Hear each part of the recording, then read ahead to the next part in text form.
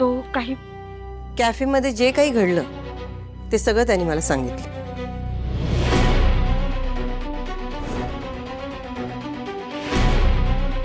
कोण आहे ही?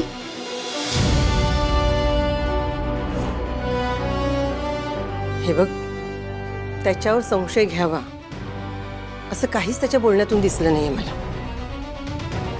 तुम्हाला जर हे तुमचं नातं टिकवायचं असेल आणि त्यात तुम्हाला माझी मदत हवी असेल तर तू संशयापोटी जी करतेस ना ते सगळं थांबव. नाहीतर गोष्टी बिघडतील कल्याणी. ते मला कळत नाहीये असं वाटतंय का तुम्हाला? हे सगळं करून मला आनंद नाही मिळत आहे. तो विचित्र वागतोय, तो रात्रभर घराच्या बाहेर राहतोय, काही प्रश्न विचारले तर धड उत्तर सुद्धा देत नाही. ही फॅक्ट आहे ना. त्याच्या विचित्र वागण्यामागचं कारण मला जोपर्यंत समजत नाही तोपर्यंत मी गप्प राहणार नाही. अगं पण काही ठोस पुरावा नसताना तू अशा पद्धतीने जर नवऱ्यावर संशय घेत असशील